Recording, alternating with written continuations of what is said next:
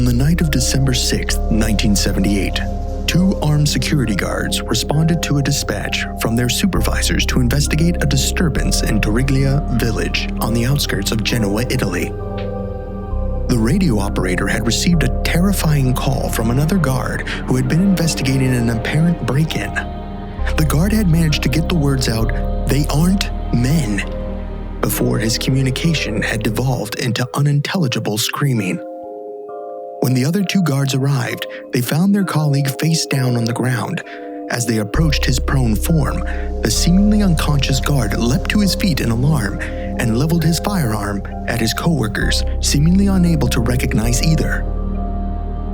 This event is only one of several strange encounters the distressed guard would experience in the following months, as, when revealed under hypnosis, he claimed to be an unwilling intermediary between an alien race that wished to communicate with the world's most prominent UFO investigator. This case file, join the theorists as they drop a few pints of truth serum and embrace broad stereotypes and bad Italian accents in the Zanfretta Abduction Encounter.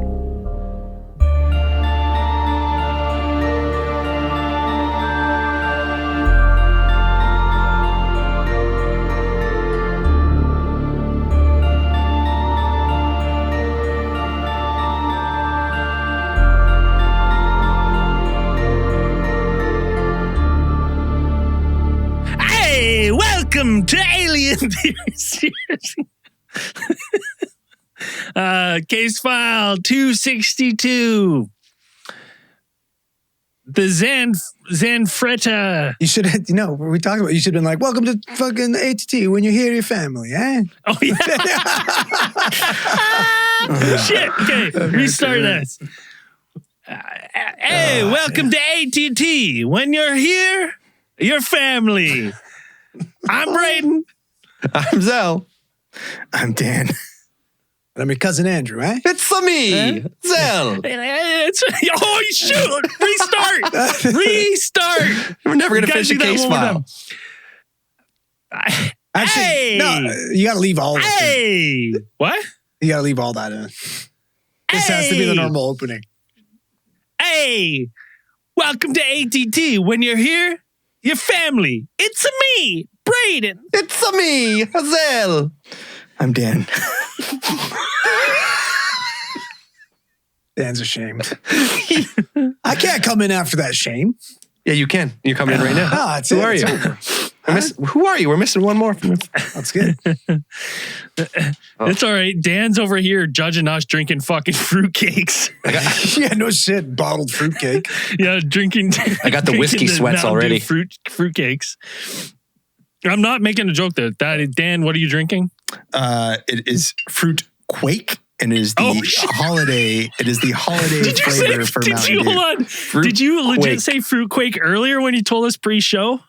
No. It is. I said fruitcake flavored Mountain Dew, but they call it. But the name of the drink is fruit quake. Oh yeah, that's what they called it. It's a great name. You don't want to It's their holiday flavor. It's all right. It sounds awful. I feel like it was named. It's going to give you a fucking fruit cake. It was the sales aren't going to be that good in the South. That's all. Any Mountain Dew's going to give you cat. Nobody should drink Mountain Dew. Dan drinks enough Mountain Dew for everybody. 100%. Well, this is case file 262. The Zanfretta UFO. Zanfretta UFO incident. Incidente. That's pretty good. Pretty good. Hey, forget about it. I'm podcasting here. Are we in New Jersey or are we in Italy? Where are we here? That's all we got. Where the accent's coming from? You might have to loop Dan in again. Because forget about it. Going well.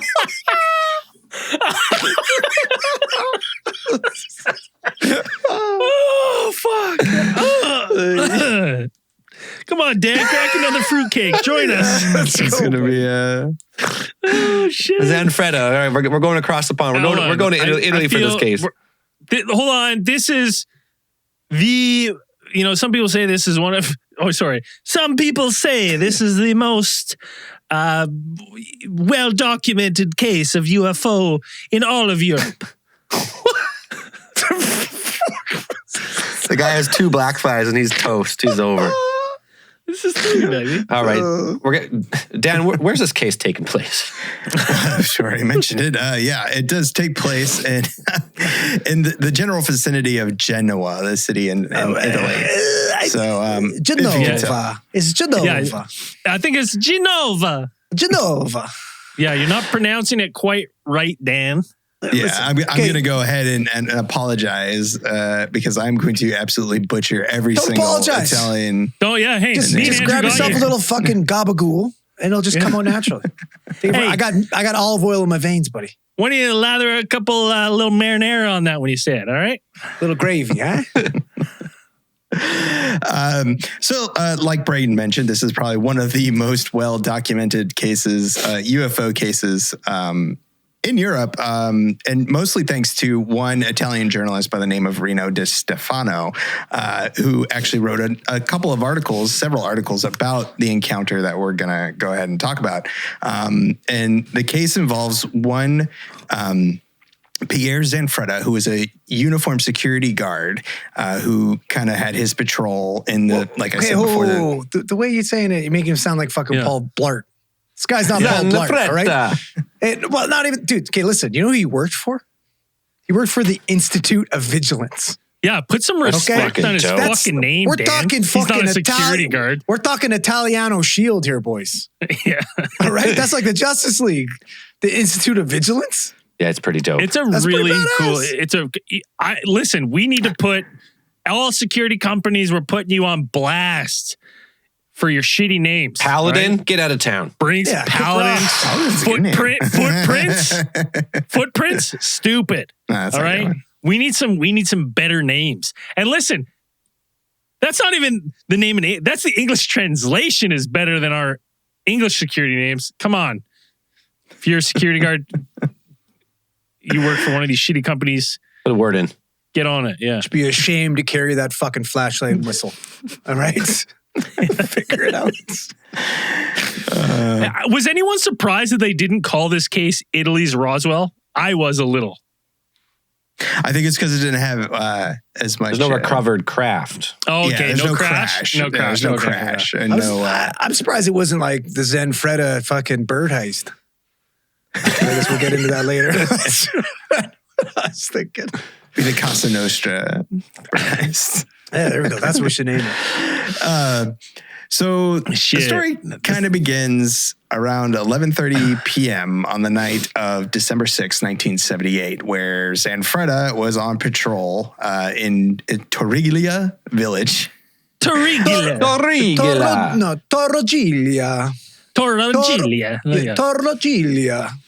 No, listen, I was baptized in the Mediterranean Sea. I think it was Torriglia. Torriglia. But in all seriousness, I've been watching White Lotus season 2, so I'm Italian. It's insistent. Yeah, you know what? Like any Italians listening to that, your American accent is really going to put them off. I bet you say tortilla. Yeah. Right? You don't say tortilla? No, I don't. Tortilla. Sometimes I say diarrhea as a joke. When you have diarrhea? Yeah, I say I got the diarrhea. Oh, that sounds worse. That's fitting for what comes from you. Worse. It's my Italian twist. I feel like it's more often that you don't have, you do have diarrhea than you don't. I feel like you're in a constant state of diarrhea. 50-50. Really? Often you have to get up and get there now. Yeah. Gotta go. Hey, sorry, on a side note, people, we had some drinks before this episode. You had some drinks. Obviously. Yeah, you're on the Black Fly Squad. Yeah, but I feel like Zell left in a bathroom break on one of the podcasts because someone messaged was like, I really enjoyed the break where I got to hear descriptions of the bathroom. It's like, what? And that sounded like some sort of like break after we went for a beer break. We left it on or something. What episode was that? Yeah, it's not like you're taking your mic into the bathroom with you. No, I've never done that. To figure that out, I guess. Sorry. Let's get back to it. Torriglia. I won't do it, Dan. You can go. There we go. Again, keep going. You may continue, Dan. I just really. I'm saying you can continue. It's got up to Braden, I guess. So Pierre said that he actually, when he was on part of his patrol in this section around an area known as Villa Casa Nostra, he spotted what seemed to be some type of red oval-shaped object that he kind of estimated from looking at it up in the air is about 10 meters, about 33 feet in diameter. So there's something that wasn't supposed to be there. And things are about to get weird when he says that when he got closer to this Casa Nostra, which is a large man's structure, his car suddenly stopped and all of its electrical systems. I've never heard that before. That's fucking. Well, literally, if that happens to me now, you're like, well, I'm about to be abducted. Where's the alien? But in the 70s, you had no idea when this stuff happened to you. You were just like, or whoa, bastards. This is odd. They wouldn't even know to clench their cheeks. No, that's it. They might even get out of their car to investigate what's going on. Big mistake. Don't bend over. I mean, well, he had to do that because it was part of his job since he was near this building, and he saw some lights coming out from the back in where would have been located the garden. And he thought these beams of light, as he described them, he thought these were actually flashlights of thieves, people who were actually breaking in and stealing something. Yeah, you had fucking Peter Rabbit stealing from the fucking garden out there. Little did he know he had bird burglars. So the next thing that in this account is that his supervisors, so the people who were at his station at the Institute of Vigilance, right, on radio duty. More of like a command center, but yeah. Okay. Yeah. High-tech command bunker. Yeah. They remember him radioing in, but all they could hear was screaming from Pierre. Like over the radio. Over the radio. So...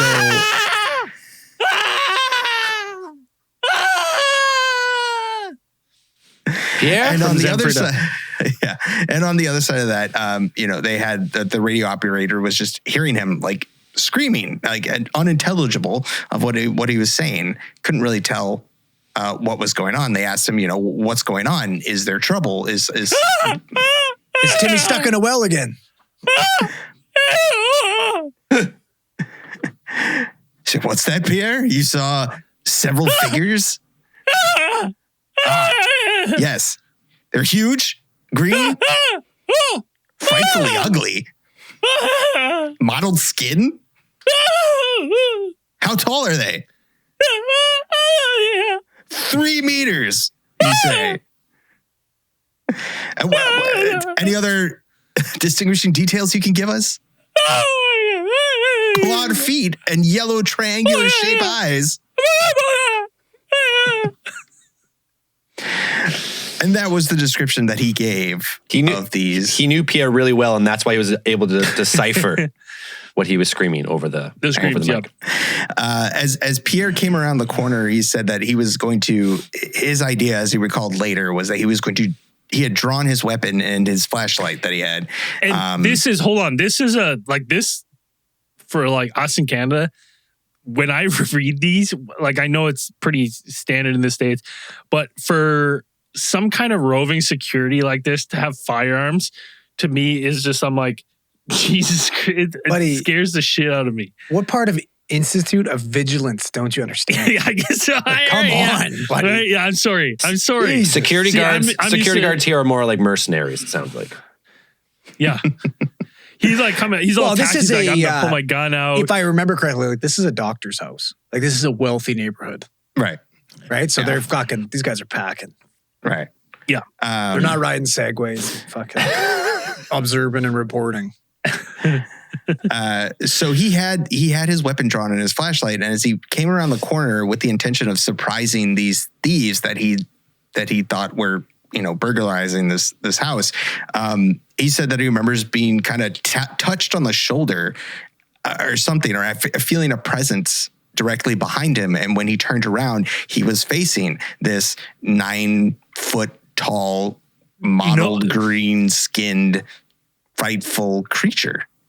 I just gotta quickly add what he first, like when one of the accounts that I read was that when he turned with the flashlight, all he saw was like a torso. Like he's got his gun and he's got this torso. He's just like, what the fuck? There's just a torso of skin. Hopefully he's not fucking very short. Because he'd just be getting fucking green dick in his face. And then slowly, like, he leans the flashlight up to see this like huge, it's this huge hulking figure. But the first description when he turns around, he's like, there's just a torso. Boom. Right in front of him. And that he has to like, he has to scan it up. Yeah. Wrinkly, saggy skin. Fleshy, saggy skin. And I don't know about you guys, but the descriptions from, because I listened, I read to a couple things, I watched a couple of videos, and the picture that it put in my mind, I'm going to paint a picture for you of what I think it looked like. Do you know when you see the people who have lost a ton of weight and then got jacked? And they're jacked, but they have a ton of loose skin on top of like a jacked just frame. Skinny in general, right? Like this, like they got that extra flappers everywhere. Yeah, it's like puppy skin.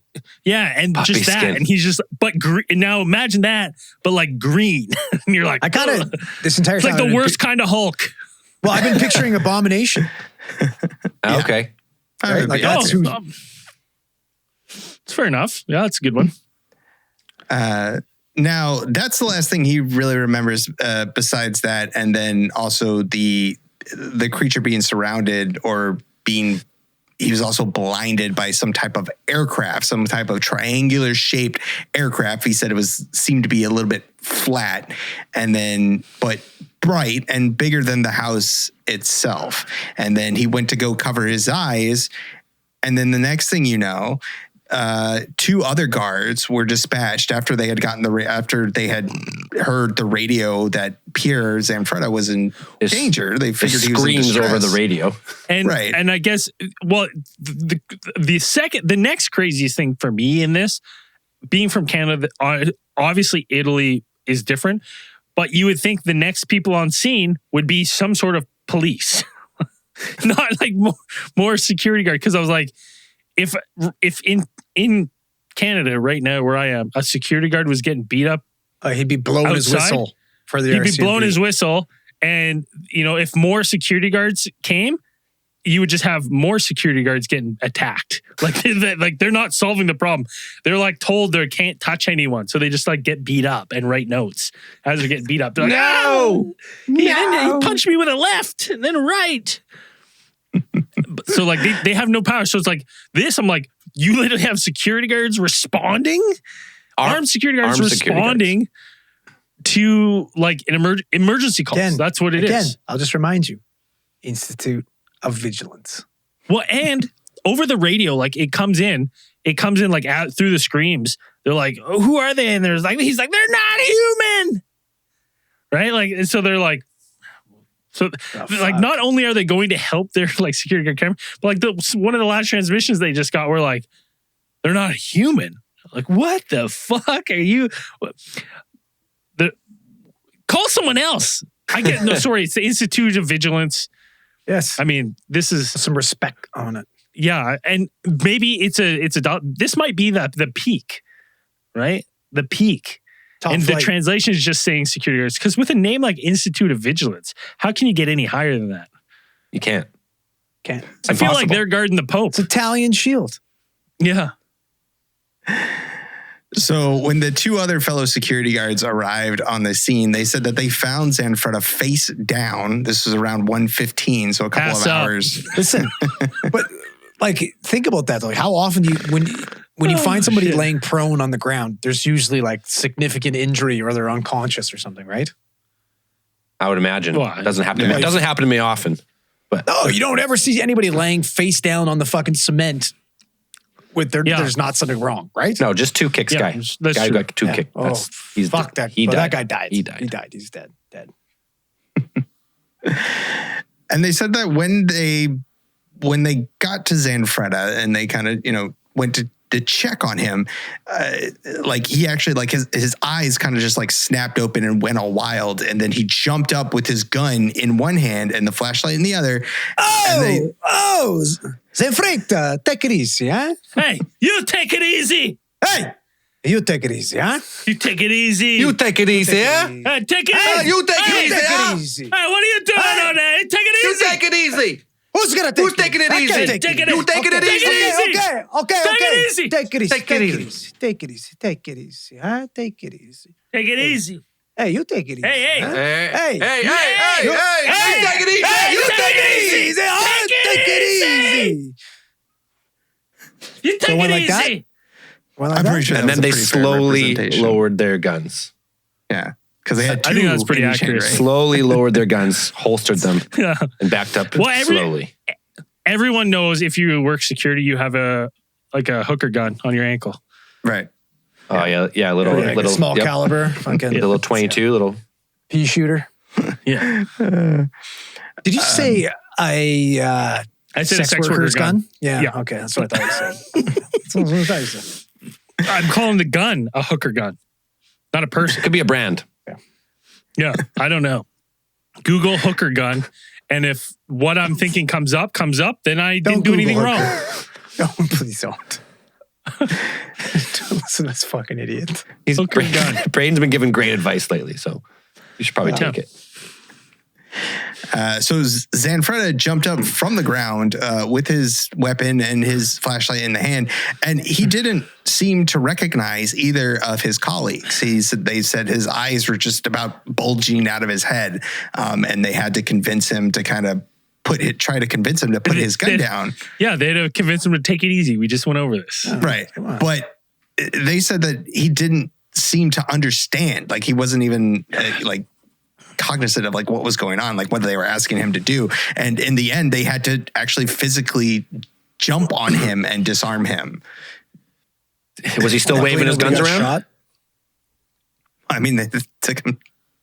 He was probably waving his gun around, but they had to actually, take it away from him. And so he's like stunned. He seems like stunned of whatever just happened. Yeah, and then they took shell him. shocked. And the terror. Like honestly, I couldn't imagine a more terrifying experience for his colleagues to see. Like, just picture that for a second. You're going to a call. Like, obviously, they probably are coworkers. They probably know each other. It'd be like the three of us going and seeing Dan, and Dan having a gun, and we having guns, and Dan pointing his gun at us and be like freaking out. We're like trying to convince Dan, like, what are you doing? Stop pointing your gun at us. We're not going to talk about true crime anymore. We promise. Right? And then having to disarm Dan, obviously. Very easily. Yeah. Come on. No problem at all. Yeah, barely an inconvenience. Yeah. So they managed to restrain Zanfretta, and they take him kind of to, I think they took him to like a local, like a bar or something. They took him, they kind of sat him down, and then when he calmed down, it was almost like he didn't even remember what happened or why everybody was kind of freaking out about, like checking on him, like, are you okay? Like, what's going on here, dude? And he didn't really understand why there was such a fuss about what had just happened. Didn't really remember. So now this case, when they had this, like, they talked to him, and this involved a UFO, which is something that actually they had a handbook that there was during the 1970s. There was an actual like procedure about what they had to do, and on that handbook. Listen, Dan, they wouldn't be very vigilant if they didn't. Didn't have a handbook, right? This is the Institute of Vigilance. Being the Institute of Vigilance, they had protocol for what would UFOs, contingency plans. They got them. right. So what would happen if there was a UFO sighting? And so the first thing is to pretty much contact the Carabinieri. God damn, you're telling me this is a whole team of Batmans? What? The Institute of Vigilance? Like they got to continue. No, that would be the Institute of Vengeance. Oh, Vengeance. Oh, yeah. Sorry. Right. I misheard. So they had to call in like the Italian police actually to carry out an investigation because this involved an unidentified flying object. Again, this is like Cold War time. So it's like, this probably would be something that people would be interested in to go and investigate. And one of the interesting things that they found, like within, like the next day or so about investigating the area which Zanfretta had his encounter, is they said that they found a couple of unusual marks that they said were about like 2.7 meters in diameter. These like horseshoe or like half circle like marks that were not supposed to be there. Like indentations in the ground? Yeah. Like something may have landed? Like something may have landed there. Just 2 marks though, not like a tripod. So we've talked about other times before, like the 3 feet. Right. Yeah. So after this encounter and this incident, like Zanfretta is kind of, they don't know what's going on. It's like, it's the first time he's ever had this kind of thing, like from talking to his other colleagues and talking about. You hear how they all vouch for him? Yeah, they all vouch for him. Like, listen, this guy's never had a fantasy or a weird thought in his head. Yeah, and he's never once talked to me about hurting animals or killing people ever. None of those things happened. Yeah, all of his colleagues had. The weird thing is who says that? I would never, if someone was like, tell me about Andrew, I didn't know they said that. I didn't know they said that. That's bizarre. They didn't. I'm making an exaggeration. What I'm saying is it's a weird thing to say. If someone was like, hey, can you vouch for Andrew where he was? I'd be like, let me tell you something about Andrew. He's never had a weird thought. Yeah, I agree. Yeah, no, all right. But I feel like that's also like... He's never had a strange fantasy. He's never been into any weird shit. All right? Ever. Oh, I understand. Like, maybe they're speaking for the Institute. Right? They didn't want the Institute to look bad. It's either that or these guys were like secret lovers and knew way too many intimate knowledge about each other. Like, well, that's where my brain went. I went, this is weird things to say. So instantly, my suspicion was aroused. Was it? Is that not the term that you say? No, it works. It works fine. Sure. Yeah, a majority of his colleagues, like they knew Zanfretta, like they've known him before he even worked at the Institute of Vengeance. Like he originally, like he was like a bartender. I guess he worked as a bartender, and like his lieutenant knew him from then. And then hold on. Sorry, Dan. Where did he? Sorry, where? He's a tarbender. What'd you just say? What was the Institute of what?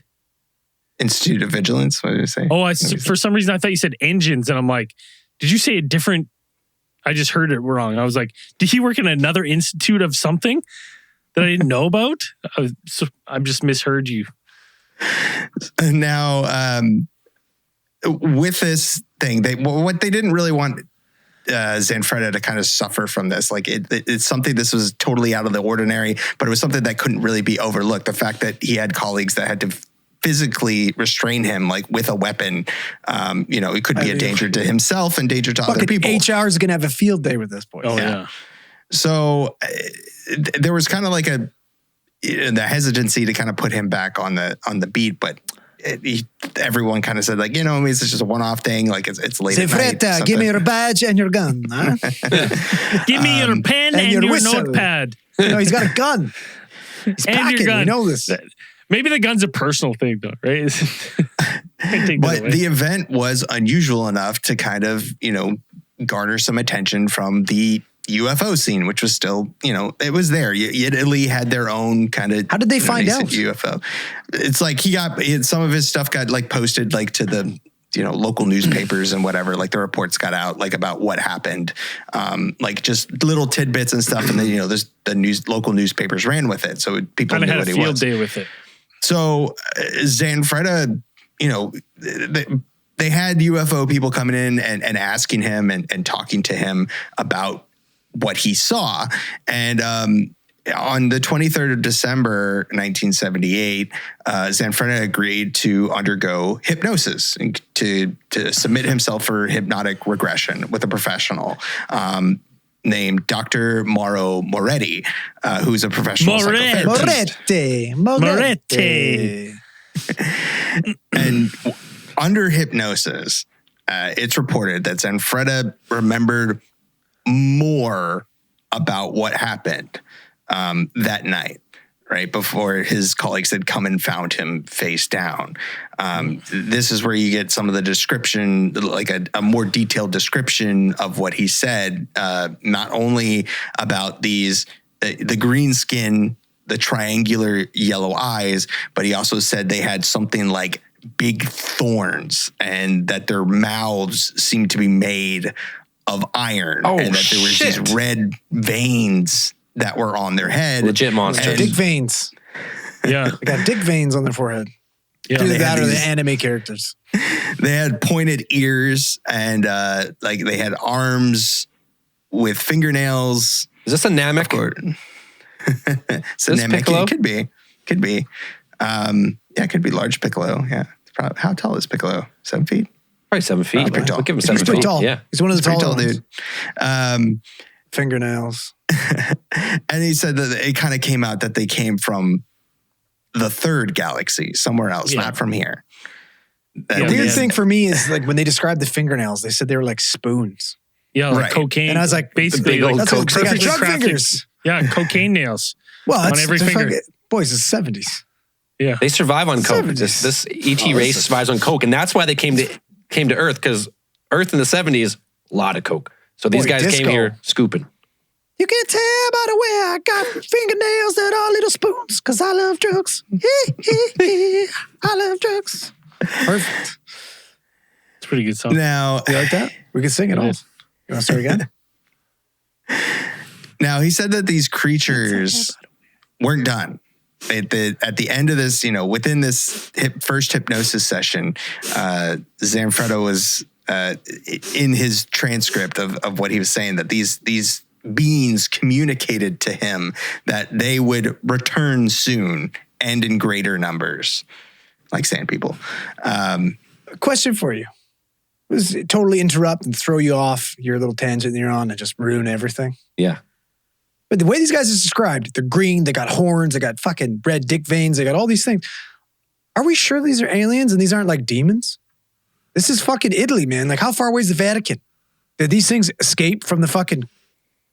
From the confines tombs? of the Vatican Yeah, the archives. confines of the Vatican? Catacombs. Yeah. Like, do we know this? These sound like demons. Well, aliens and demons also could be one and the same. So you're not wrong. That's true, too. But like, I've never heard aliens described like this before.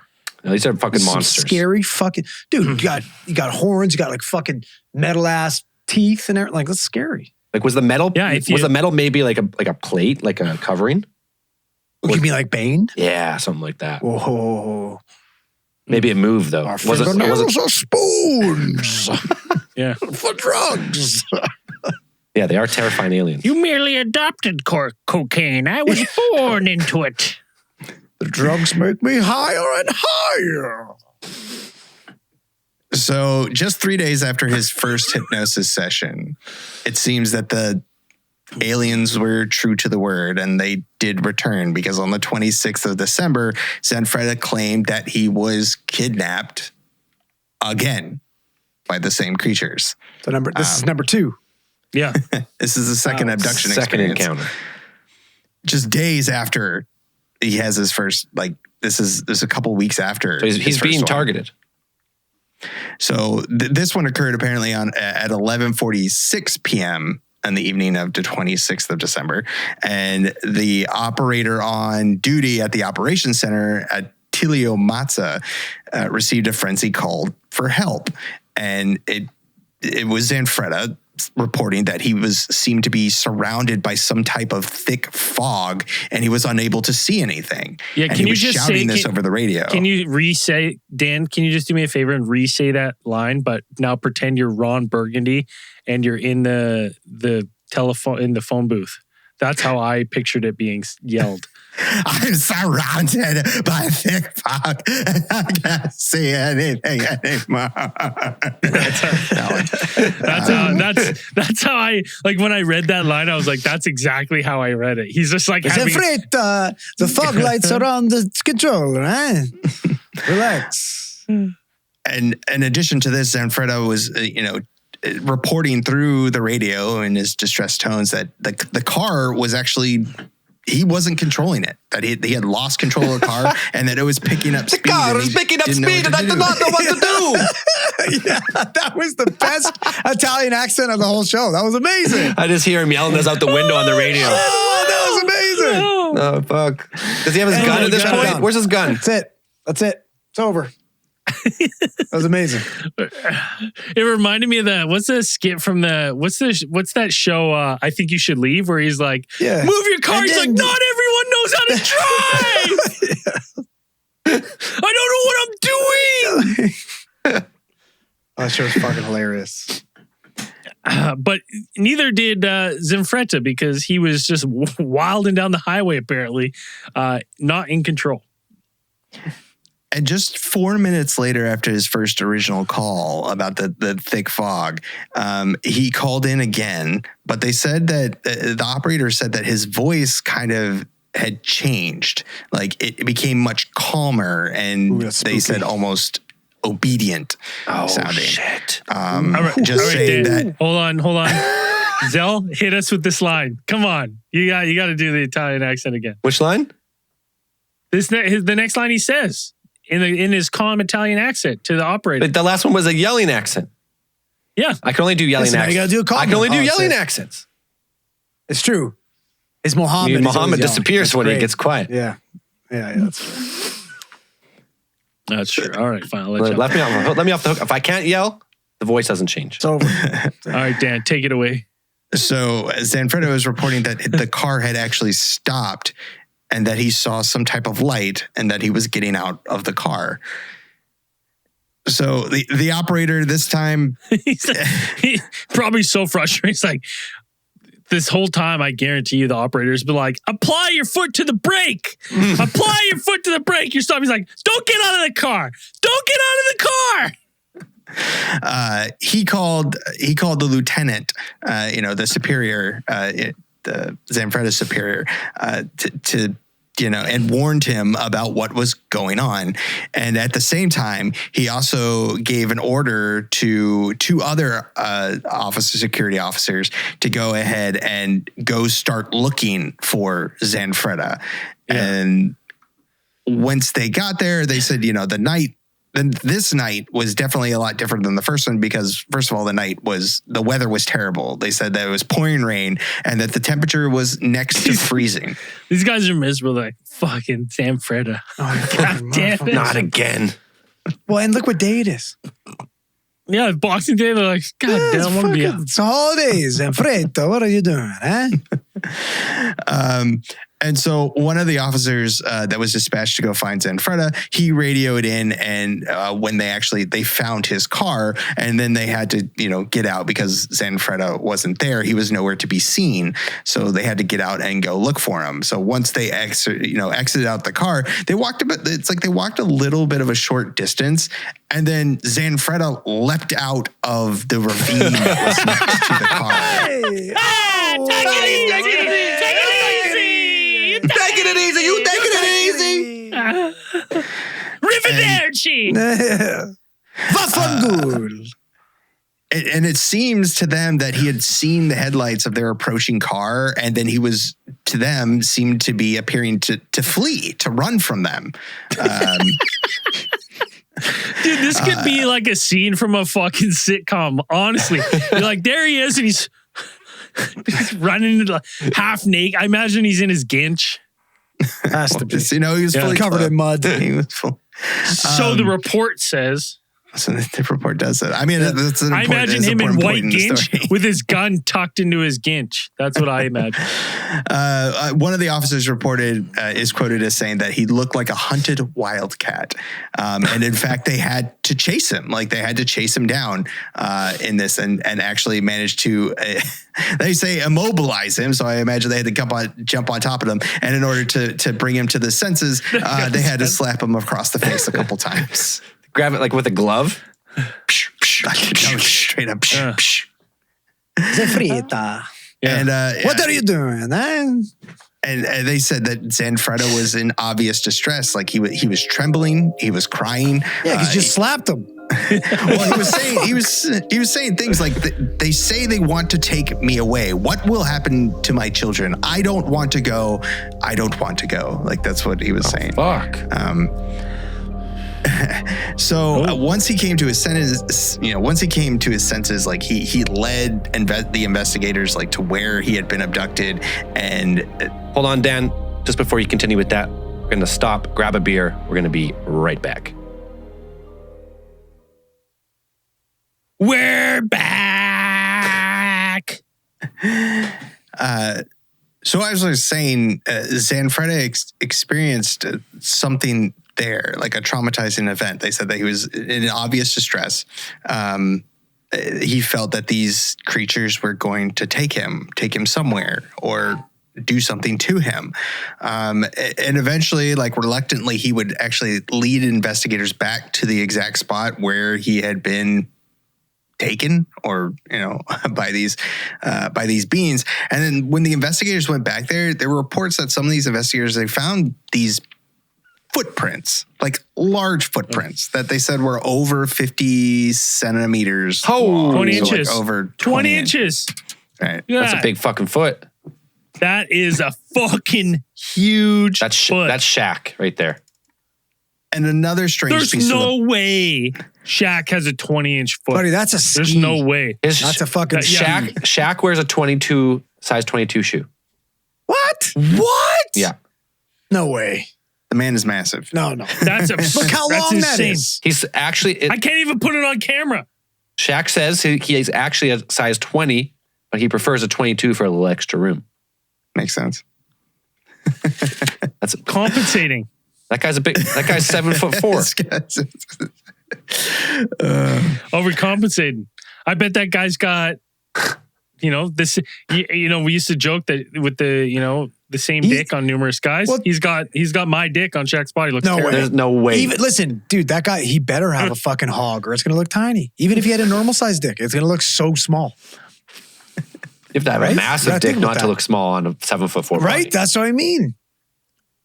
That's unbelievable. So this could be Shaq. We're not... It's Shaq size. I'm not saying it's Shaq size. Shaq size. Yeah. Another strange piece of the puzzle is that apparently, depending on which report you read, it's either 5 or 6 shots had been fired from Zanfretta's pistol, his Smith & Wesson. So he wasn't taking it easy is what you're saying. No. He was unless he's fucking doing wild. desk pops. Unless he's doing some desk pops, there's a problem. Definitely not taking it was easy. not taking and it that's easy. a little bit of a big deal. I imagine, especially for the Institute of Vigilance, when you've discharged your firearm in the line of duty, you're like, at what? At where? Where were these bullets going? I don't know, some with the fucking 20-inch feet here? Like... So, as for anything, like Zanfretta was worried about his kind of credibility, and so were his superiors. They're all kind of worried about what was going on with him. So the story was already kind of blowing up, and it was already something that Zanfretta was having trouble kind of reconciling with. And if anything, he kind of said that he just wanted to be believed. He wanted people to believe him about this experience that he had, that it was something very real had happened there. So he decided to, or he kind of under the suggestion of Di Stefano, the reporter who was following the story, like they kind of got back together with Moretti, Dr. Moretti, to have another hypnosis session on January 7th of what was this, 1979? So so like I feel like this guy needs more than a hypnosis session if he's draining his fucking gun in the line of duty here with no this one actually went out and was televised. Like this one, it was popular enough to be like, this is, and you can look this one up on YouTube. Like this is the one that you will find on YouTube if you look up this case. Like this is the one that they televised. And that's because this case was starting to gain some like notoriety, like in Italy, like it was hitting the presses and stuff. So people were like interested. How big are in aliens at this time? Like was the first Star Wars is out, right? Yeah, I would say. I would say these stories are the encounters. When did Encounters come out? Close Encounters? You're talking about Close Encounters? Yeah. Close Encounters. New Hope 77. Mm-hmm. 77 Close Encounters of a Third Kind. Okay. We're in it's alien times. Aliens were out there. Like it was in the public. We know that. Aliens were popular at this time. All right. I mean, they had been popular. There's interviews with Zanfretta like later, like talking about actually in one of his hypnosis sessions, I think they talked to him about like when was the first time you had ever seen, because they were worried at first, like maybe he was just having some type of hallucination, some type of psychotic episode, something was happening. They kind of asked him, or like some kind of fantastic, not fantastic in the good thing, but like a break or something.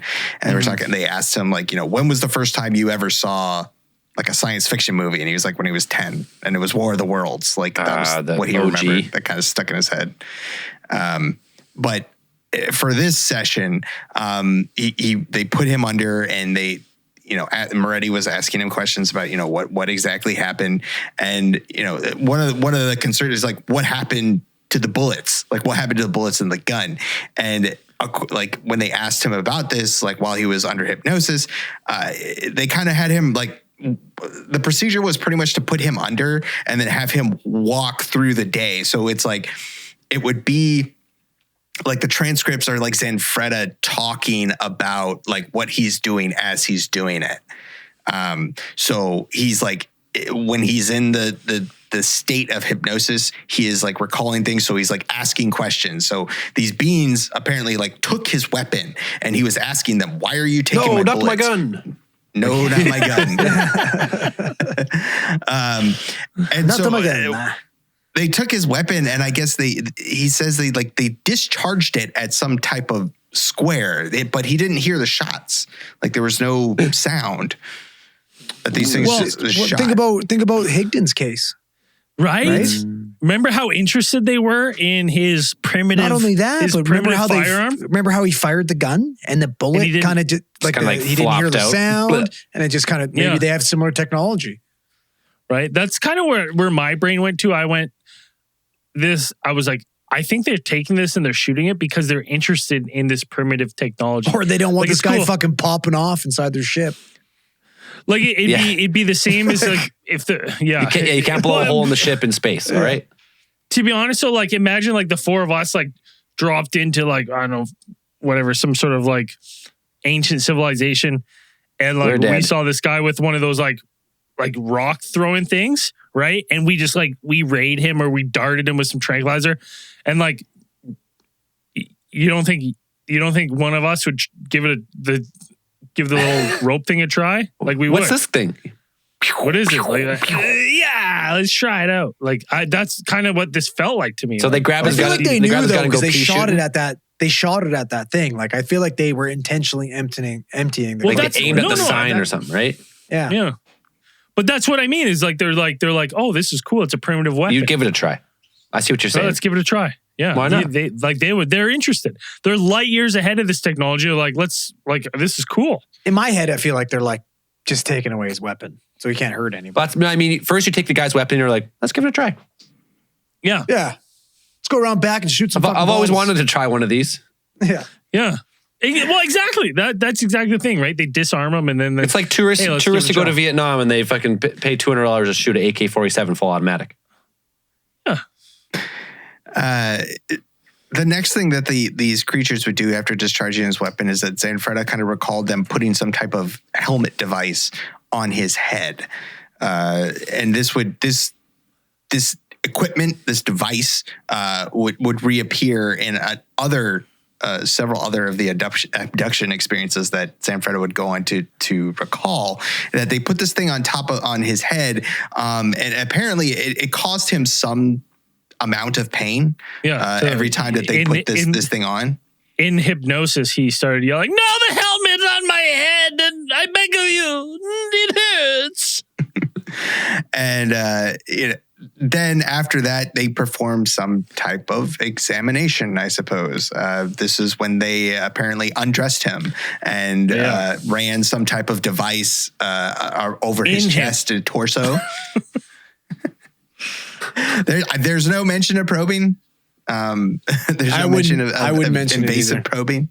There's implications. There's just why are you taking my clothes off? There's not too many further. It's cold in here. What are you doing? There's not too many further like avenues you go after you take your clothes off. Only a couple. They just want his temperature. How do you think they get that? They got to go in the butt. It's the most accurate. So after this experience, like after this hypnosis experience, some of the higher ups kind of wanted, the higher ups in the Institute of Vigilance kind of decided that, it might be better if we can get him to do, it might lend somewhat to his credibility if we have him submit to a sodium pentothal test. And here's the thing. There's lots the thing of about things. this. There's a couple things. Yeah, let's break this down a little bit. One thing to me is like, what gives me some sort of like, this sounds legit, is that the fact that his employer is being like, not just being like, this guy's crazy. Sorry, Zanfretta, you're fired for all these incidences, and go take care of yourself, and distancing. They're like, no, this is legit. Something is wrong with this person through experience he has, and everyone's backing him up. Like, this is, to me, I'm like, to even have his employer being like, you down to do something else because we got your back. Something weird fucking happened to you.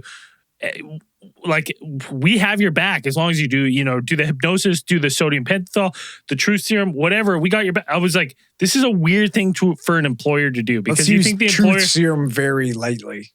Yeah, okay, but you think the employer would be like, hey, he's on leave. He's Listen, he's the best cop they got. He's the best cop they got. Yeah. Yes. He doesn't pay by the rules. He gets results. Absolutely. For those who are not familiar with sodium pentothal, it's commonly known as truth serum, or it's referred to as truth serum. Just drunk serum, isn't it? Yeah, well, it just lowers your inhibitions, basically. Right. Listen, it lowers the cortical functions in your brain. Essentially, listen, baby, I'm on truth serum right now. Yeah, legitimately though, and that's the problem sodium with it. black fly, baby. It basically, you're inebriated, and the problem is, like, the people who are pathological liars has no effect on them because they're going to lie, no problem. There's always lying. That's what they do. Yeah. It's not. They don't have to work to lie. If you believe it. So they went through with a hypnosis under the influence of the. When was the sodium polygraph pentothal. invented? I don't know, but they didn't have him do a polygraph. That's what I mean. So why sodium pentothal? Like, that's weird. That was what they wanted. That's what they wanted to do. They felt like, I don't know, go straight for that. It just seems. Well, I guess these are the same people that went to hypnosis. First of all, like, what the fuck? That is true. 1902, first polygraph. The bare bones. Yeah. So what the fuck? This place must be ran by wizards or some shit. Like, none of this makes any sense. The Italians are like, the polygraph, that's pseudoscience. Yeah. Get them in with the hypnotist. They got a flair for the theatrics. Yeah.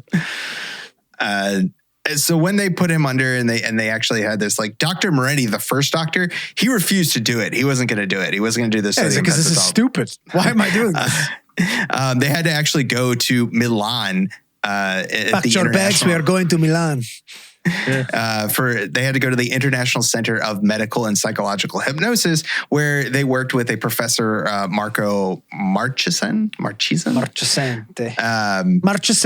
who was actually an authority on hypnosis and was recommended by Moretti. Like, I think he had been. It's recommended by actually Dr. Sprinkles, is what I heard. That's how you know he's legit.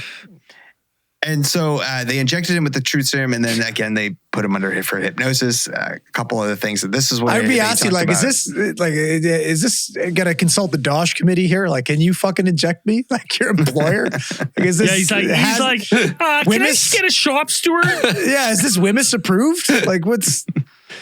Could you imagine? You're working like your work safe claim after this? Yeah. Andrew, come on. We know you called in sick, so we're gonna, No, it's not that. It's the green man with the horns and the saggy skin. Yeah, and we're gonna, do you agree to take a sodium pentothal? What is it? Sodium pentothal. Yeah. Pentothal. One of those tests. So they put him under here, and they came out with a little bit, eked out a couple more details about his experience, about him, this mysterious green light that was emanating from the craft and lifted him up into this alien spaceship. They talked about how he actually, like, this is when he kind of started actually, like, communicating with the aliens. Like, it was coming out that he was actually, like, having kind of dialogue with them. The first couple ones, it was just him actually just seeing these creatures. But the one when they kind of put him under the truth serum is when he started to kind of talk with these creatures. So the sightings and his abduction experiences like wouldn't stop after that one. So he had another experience on the 30th of July of 1979. This is when he was patrolling on an actual, like he had a motorcycle. He keeps patrol. going back to the same job. Listen. They took the car away from him. They're like, Zanfretta, last time you don't drive the car, you lose control. Take the motorcycle. There's no way this is a motorcycle. This is Italy. That's got to be a Vespa for sure. 100% So it could have been a motorbike. No, it's a Vespa. 125 cc. So they did like his 100%. They downsized him from the car to the Vespa. 100%. So he went from a Fiat to a fucking Vespa. Yeah. All right. They actually did try to suspend his firearm license, like while he was. I mean, shocking. understandably Shocking. I would hope, in a way. But no, he's a rogue. He's a rogue. Zanfretta got the union guard involved, got their workers union involved, and they got it back. That's what you do, okay? I mean, that's what unions, baby. Call your union rep, make a complaint, file a grievance, maintain your firearm. And when he was put under hypnosis again, every time pretty much he has an experience, like they put him under hypnosis. And when he's talking about this one, he talks about that he was actually given something from the beings. Like the beings were trying to give him something. They gave him some type of object that he described. It was like a crystal ball, and within it there was like some sort of pyramid object, like encased within this sphere. And the way that the beings kind of communicated to him that this would be some type of a communications device, like this would be able to show whoever was using it. So like a crystal ball. Yeah, it's a crystal ball. ball. Just gotta fucking rub it. No, what are those fucking balls from Lord of the Rings? The Palantir. The Seeing Stones? Yeah, it's a Palantir. Seeing Stone, right? We don't know. They're not all accounted for. The Lost Seeing Stones. So they gave him this object, and they while he's under hypnosis, Zanfretta says that they told him that they wanted him to give it specifically to someone. They wanted him to give it to an American professor, and so why wouldn't they abduct a fucking American? Go to America. Or why didn't they just abduct the American professor and give it right to him? Why are we fucking with Zanfretta to begin with? He asked them that question because in the dialogue, again, all of the transcripts of this, there's a really, I was reading Bree. Why you me? Yeah. There's a really good, the book, Reno Di Stefano, the reporter wrote a really great book. And it's a really great account of this entire case and like the dialogues that they have and all the hypnosis sessions. He's got all transcribed in his book. And this one, like when they talk about this one, like he's talking to this alien and he's asking him that question, like, why don't you give it to him? Why do I have to give it to him? It doesn't make any sense. And they just say like, you have to give it to him. We can't give it to him. We can't get a hold of him. Like he won't answer the phone. That's just how they say it. What about, so I was kind of thinking about this is like, maybe it's one of those things where it's like, however they're traveling here from this, this other solar system or whatever, they don't actually have complete control of whatever, like where they pop up on Earth. Right. So it's like, they're like, this is the intended target. Like, this is one of those things like, oh, you're from Manitoba? You know Cody? Right? It's like one of those like, oh, you're from Earth? Get it to this guy. Right? Like they don't know. Like their sense of distance is different. Yeah, like their planet, however their planet works is like they can like travel through time and space. Do you know Steve? They can travel through time and space, but they can't figure that shit out. Get it to them. This is who we're looking for. Right? Yeah, maybe it is some type of that situation. But while he's under hypnosis, like they're asking him, who are you supposed to give it to? He says, I'm supposed to give it to some type of professor, a Heineke. Like he can't remember the name. And then kind of Professor Marchesen, the guy from the Center of Medical Psychological Hypnosis, kind of, prompts it like, are you talking about Professor Hynek? Like J. Allen Hynek, like Operation Blue Book. The guy, yeah. Right? J. Allen Hynek. And it's like, he kind of prompts him like, is that who you mean? And he says, yes, Hynek. that guy. I don't know. I'm not. You're not supposed to do. Yeah, I don't know a lot about and about the process, but it's not like leading the witness. A little bit. Kind of like pushing. Do you know this particular person? Yeah, that rings a bell. That must be right. Are you looking for the guy who's studying UFOs over in America, Professor Hynek in charge of Blue Book? That who you're looking for? That guy. Yeah, and after this session, like they would go on to contact Hynek. Like they actually kind of wanted to rope him in and involve him in this, and they told him, like we've got some kind of crazy stuff going on here. They said at first they couldn't get a hold of him. Like they had to go through his secretary. Yeah. Well, Hynek's a busy guy at this point in time. Well, he was a professor. He was doing that stuff. And I can't imagine like his secretary, like what kinds of phone calls she was taking like all the time. She's like chewing, like snapping gun. Yeah. UFO. Okay. Where are you from? Where was it? Love your accent. Like, Italy. Okay. I'll let him know. And they managed to get in a hold of him, and kind of Hynek told him, like, well, Alan Hynek's a legit scientist, so he's just like, yeah, if you guys have something to give me, like some evidence, some physical evidence, like I'll be happy to take a look at it, whatever I can get my hands on. But until then, like, you can't really give an opinion like over the phone about like, what exactly that they were dealing with. You got a crystal ball for Hynek? I'll let him know. Anything to stop the fucking chewing. I can't handle that. Oh my God. An ASMR? Is that what it's called? When people just chew into the mic? Oh, it's awful. Make mouth sounds.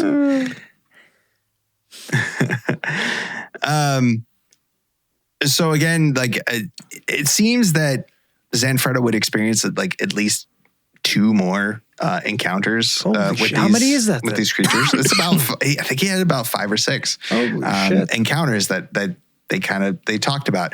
One of the what I like about this guy is because mostly whenever we have these encounters with multiple abductions, they're always like, well, I'm chosen. I was chosen from when I was a child.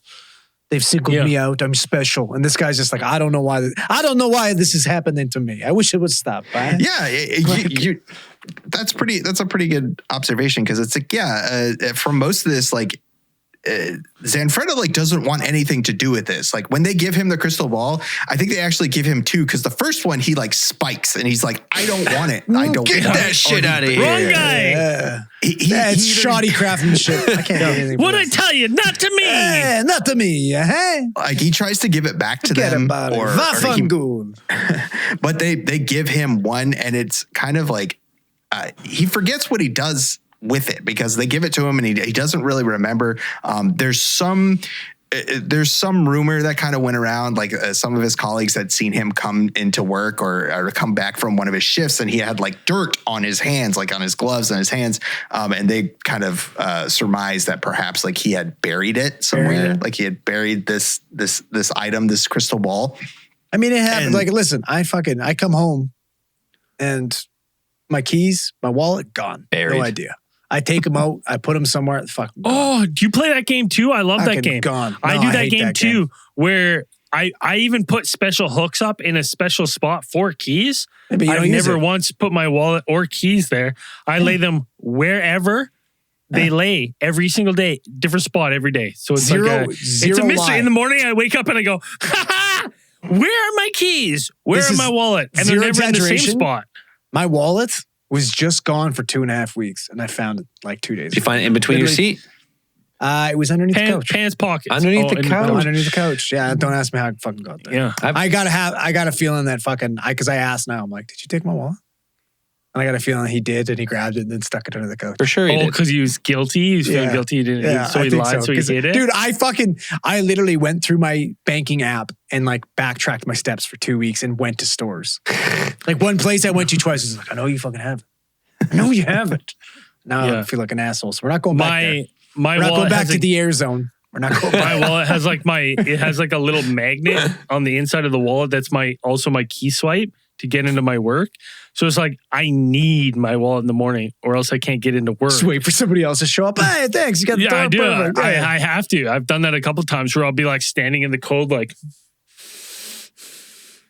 hey, thank you for coming in.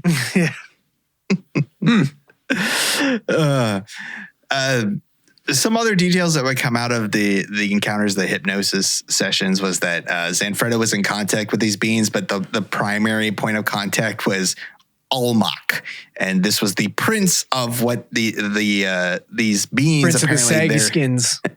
Their species was called the Dargos.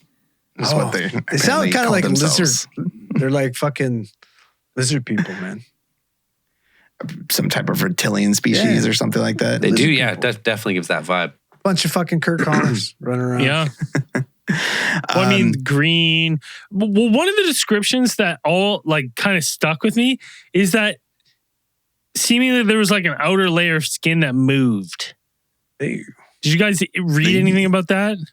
Okay. And I thought that maybe that was some sort of like high-tech spacesuit where it was like skin tight and there's like a secondary like epidermis that just like was moving like that coated. I'll tell you right now though, this time of year, you fucking like I could do it right now. I slap my belly and it moves for a bit. Oh, I know yours is fucking moving for about 2 weeks. So yeah, damn. Yeah, right. Mine might not stop. Maybe it's just a thick planet. That's the Homer Simpson. Woo! What you're saying. Just keeps wiggling. It just keeps wiggling. The wave. Oh yeah. So Zanfretta's final hypnosis session would be on August 28th of 1980. That's a fucking doozy. It's a doozy. And this is the one where they were at, like, they asked him, they were trying to get to the bottom of where to find the location of this crystal ball that he had been given, and they had talked about like they gave him this, and he was supposed to give it to Jalen Hynek, and like but where he buried is it? Yeah, he may or may not have buried it. Yeah, may or may not have buried it. So they're trying to ask him these questions, like specific questions about whatever, and most of the responses, frustratingly enough, is that Zanfretta kept responding with something with like the phrase along the line, negative question for you, Tixel. Well, hey, listen, we already know this guy's already been in contact with his union rep. We know. Yeah. Right? Like he's fucking not saying shit. Well, I mean, the attitude you get from him does really line up with someone who does not, he's like, I don't want to participate in this process anymore. Right? It's like, it lines up with this person was given this object. He buries it and he's like, I told them not to give it to, I smashed the first one. I don't want anything to do with this. They're not listening. I don't want anything to do with this or the Dr. Hanky Panky. I don't want none of this shit. I'm not doing it. I don't give a shit. Go contact him. Leave me alone. Right? So they're like, when he's under hypnosis asking, he's like, nope, negative for you. Next question. Nope, not answering it. Next question.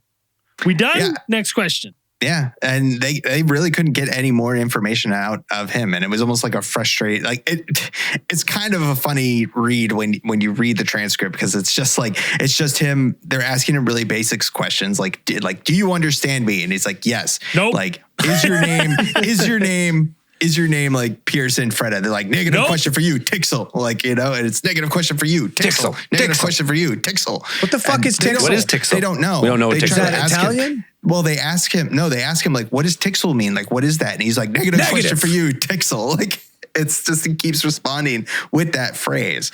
So there is That's what I'm going to start using that. So there's some kind of idea that either like he was being blocked or something, because a lot like I didn't even think about that. Right. Like he was being controlled and something was in his brain answering for him. So that's one of the I didn't even answer. Well, it already happened, right? When he was when they were radioing him that one time. Yeah. He got all calm and fucking, so they've already been in his brain. They've been up in his guts. They know. They fucking know, man. Inside and out. Because in one of the sessions, Zanfretta's kind of it's recorded of him saying that like he can contact the Dargos like telepathically. Like he can call them. He says like, I'm trying to call them right now. Like he tries to call them from his head, but it causes him discomfort and pain to do it. Yeah, because they installed a fucking mobile phone in his head. Right. That fucking hurt. So there is that, there is that suspicion that perhaps, maybe it was some type of block if these beings had placed on him responding anymore to this. The Dargos had communicated to him apparently that they were coming to Earth because they kind of they wanted to communicate with us, but it's also that they expressed the concern that we're not ready, that humans but y'all aren't ready to hear it. Yeah. And that they were just kind of either they had ships, they had many ships, apparently, they had left their system, Sounds like a which threat. is they had left their system where their planet or their star was dying. And so they had come to Earth, even though that Earth apparently to them is the climate of Earth is not good for them. It is not ideal for them. They when they come out into the atmosphere of Earth, it pains them.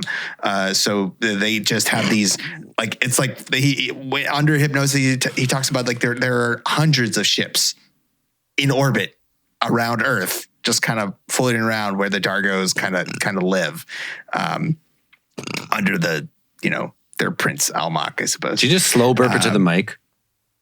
Me? Yeah. He's been gripping and ripping. You've been slow burp to the mic. Night. Dude, I heard it nonstop. It was Negative question for you, Tixel. well played. Okay. Moving on. Touché. Moving on. After his final hypnosis session, Zanfretta, the entire case would just kind of that was it. He wasn't contacted anymore. And he really didn't want anything else to kind of do with this because he kind of fell into obscurity. He was plagued by, they said he was plagued by pranksters and people calling him in phone calls day and night. When his health declined like crazy. Yeah, He started, his hair started falling out. Right. Yeah. Either the stress the of club, these encounters Zanfretta. or the attention, it was taking its toll. He put on weight, kind of in a short amount, put on a good chunk of weight. And that's just 14 kilograms or something. Those are rookie Child's numbers. play. 14 Those are kg. rookie numbers. Zanfretta, So yeah, it's. Have you seen it's Braden in something the like that. winter? Numbers up. Have you seen Braden in the winter? pump those numbers up. And then you would just kind of. Everything was just kind of just returned back to normal. He went back to he got his job. He kept his job as a security guard and he just kept doing How? This amazed me. union. Yeah, they gave this guy. Yeah, I guess. Yeah, you can't. You got to fucking kill somebody to get fired. Put that guy on dispatch. All right. No, they put him on a Vespa instead. Yeah. He can't drive a car. Put him on the Hey. Vespa. No, put him in the office. No, listen, this guy's never had a fucking fantasy in his head. Never a weird Yeah, thought. that's right. He's good. That's right. Give him his guns, Everybody something else about that. here, weird thoughts, fantasies all around. This guy, none. Never. Yeah, it's a really. I would say when we got into this case, it does. Of course, it sounds outlandish. This report of these strange. We didn't even talk about the scaly weirdest green part of this aliens. entire case, Dan. We did. We missed it. No, not the crystal ball. no. What did the fucking aliens burgle? Oh, right. shit. We didn't even talk I forgot about it. that. We didn't even fucking talk about it. The most bizarre part Pretty of this whole entire. bird. Pretty bird. So yeah, in one of the sessions, Zanfretta talks about the aliens were communicating to him that when they took him the first time, he talks about they kind of go back why did you take me the first time, and it's we were searching this area for something. We took you, and then we took two other organisms that we thought were alive. And so they had these. So what were these other two? They're kind of asking, the people, the participants in the hypnosis session are right, what are these? And so in the police report, what had actually been taken? There had been things actually taken from the house. Yeah, not only that, the house had the fucking door ripped off the hinges. Yeah. Door was I didn't read that in the thing. Yeah, it was ripped no. off the hinges, and the walls were damaged from the sheer force of the door being ripped off. The door being ripped off the hinges fucked up the like the walls that connected to the door, which is outstanding. Which means like makes me think that like it was pulled so hard that like off the hinges and it like the jam itself was like fucking rocked the walls. Like it's. And two of the objects that had been stolen from the house and hadn't been recovered were two stuffed birds. Taxidermy birds. Taxidermy birds. Well, pretty birds. Pretty birds. And there's the Dumb and Dumber joke. That all makes sense now. So it is assumed that when the creatures were referring to these two organisms, you that they sold my dead alive, bird to aliens. might have taken these two birds that they thought were alive, but we're not. It is a strange case, but what I found like interesting about this case is how well documented that again, Rino Di Stefano, the journalist who covered this like his book is really good. That Zanfretta case Chronicles of an Incredible True Tale or something? Yeah, the Zanfretta's case, Chronicle of an Incredible True Story. Well, the other remarkable thing for me is that like we've been doing this for a long time. And a lot of times when you have someone that has this kind of incident, you see this distance from this. You see this distance. Yeah, well, that's one thing. But you see tours. You see this distance from the person. Like the employer would be like, "Whoa, no!" Like friends and family, like, literally everyone, employer, friends, families. When you hear your family. You hear your family. Right? Yeah, right? Like, come on. But like everyone had this guy's back. Like they're like, no, this guy is not crazy. This guy is not crazy.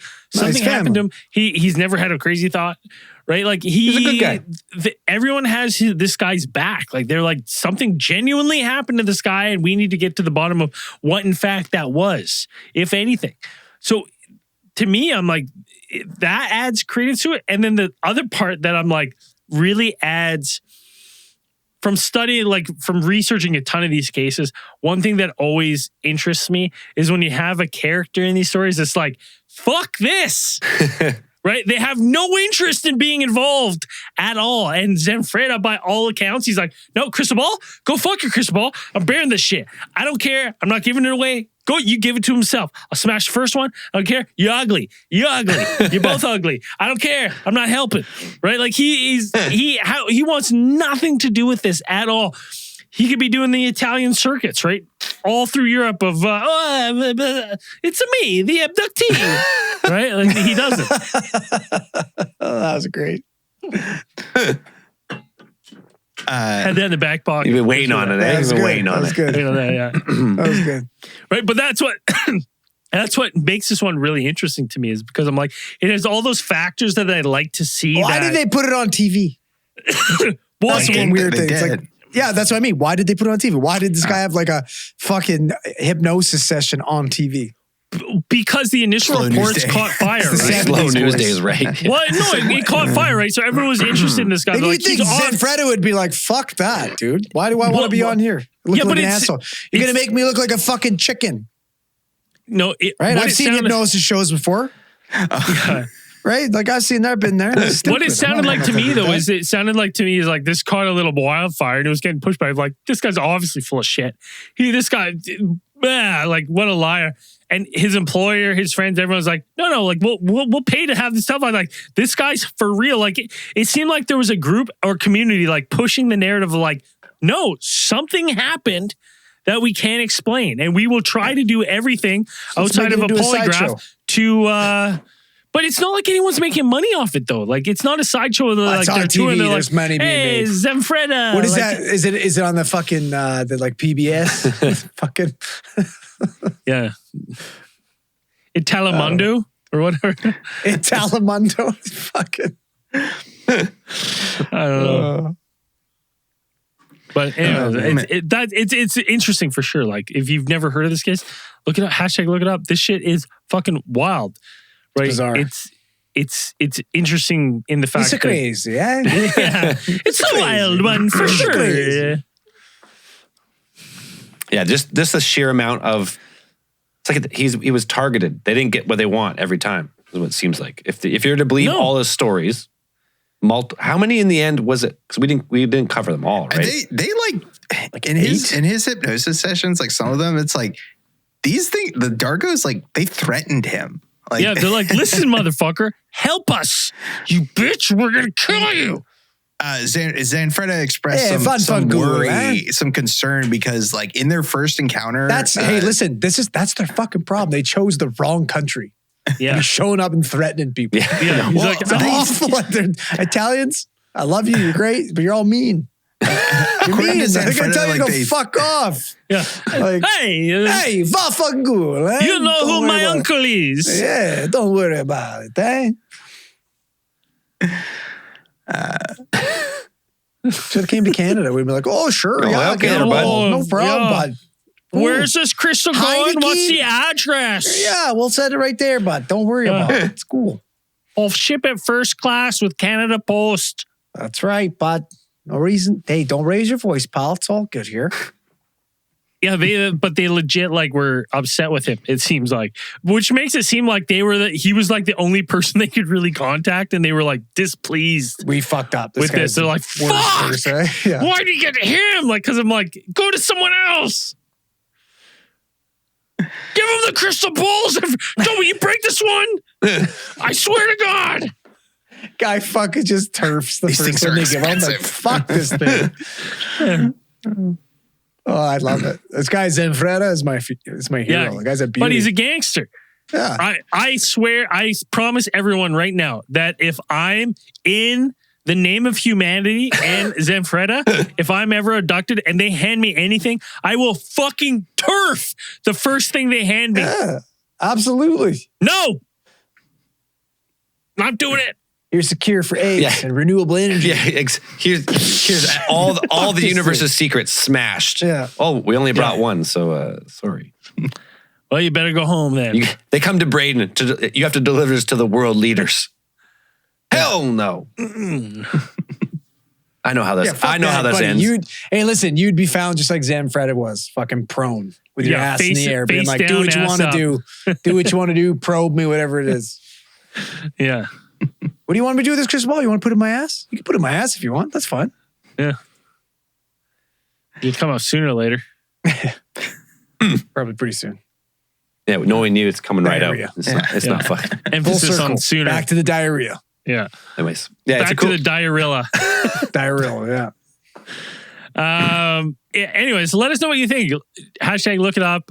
What do you think of the Zanfretta UFO encounter? We want to know your thoughts.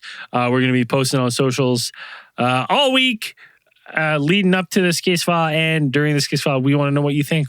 What happened to Zanfretta? Fuck you. Tell us. Why would they continue to give this guy a gun and send him out if he was crazy? We want to know. What are your thoughts? Let us know on all socials, YouTube, fucking TikTok, Twitter, Facebook. We're everywhere. Did I say YouTube? I just said YouTube. Everywhere. We're everywhere. Yeah, everywhere. Anyways, yeah, fun case, 100%. All right, who do we got for Theorite of the Week? Braden had a special mention he wanted to say. Did you not want to pit the pro and against? Hold on. This is Theorites of the Week. This might be, it goes to Andrew, but I will claim it as my own. Yeah, of course, thanks. Well, Zell fucking teed you up. I teed you up. So that's my bad. Great. So this is a blanket. Think of this as we're shaking a blanket of Theorite of the Week over everyone. And that everyone is all the pro Dans and anti-Dans. Over, the who got heated weeks. Who got heated over the murder 3 weeks. God. The murder 3 weeks. God. Murder 3 weeks almost destroyed the show, I believe. Yeah. We literally had people threatening to stop listening. I will fucking stop listening if Dan doesn't say a word next case file. That left Patreon and were like, fuck Dan. And his shitty attitude. I'm out. I'm not supporting the show anymore. I love it. And I've had to like send messages and been like, yo, it was a joke. The whole thing was a joke. He wasn't fucking here. chill, man. He's back. It's all good. Please come back to supporting the show, please. It was a joke. Guy took a trip to Thailand. Leave him alone. It's all Maybe good. I went a little too far. Right? I don't know. That's why the joke. That's why it worked perfect because it got people heated. Theory of the week goes to everyone. Yeah, all you fucking suckers. I'm a little shaking the blanket, so you're all, and I'm letting it come down nice and light. So spread it amongst yourselves. You're all 0.00125 theory of the week. You can add that on the back end of your names or whatever. Dan's not going anywhere. We sprinkled, we sprinkled in a little ATT politics and really got you riled up. You had to take a side or the other. You had to pick a side. Well, it's Civil War. ATT Civil War. ATT Civil War. That's what it was. But anyways, we enjoyed it. So yeah, we had a good laugh. Was it NWO Wolfpack? What was the other one? When there were two NWOs at one point? Yeah, just NWO and NWO Wolfpack. Right. There you go. Yeah. Anyways, if you're not supporting the show, and you're not one of those people who left for... come back. Come back. We're just kidding. We're just kidding. Yeah. Come and support us. Yeah, come and support the show, eh? We're here, your family. Nothing stronger than family around here. Oh, God.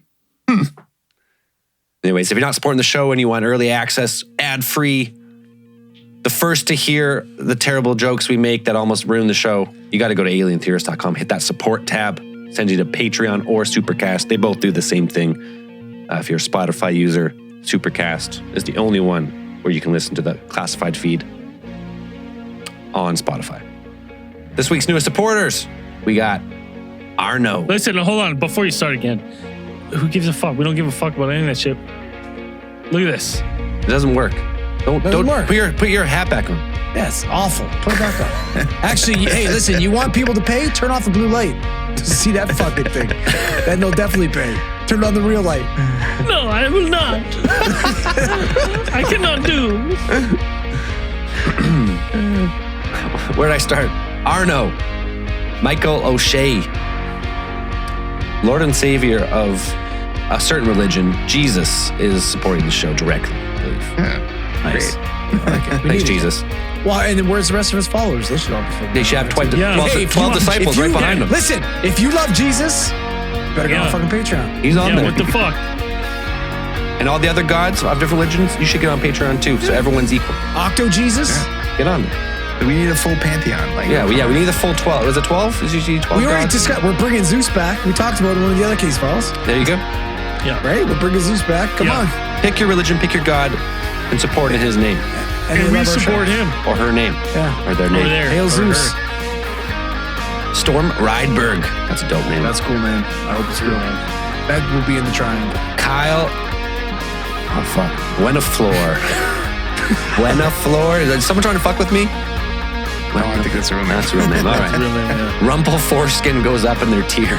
Fucking great name. Jake the Snake. Woo! That's a good name, too, actually. Drew P. Wiener. That's a great name. That's a good name, too, yeah. Michael. Oh, I already read those last two. Yeah, you read those ones. I read those last two. You don't get read twice. Hey, get rid of those ones. Take it easy. What do you say? What do you say? What's the keep the eyes on the skies? See you in after hours. Look at those chins.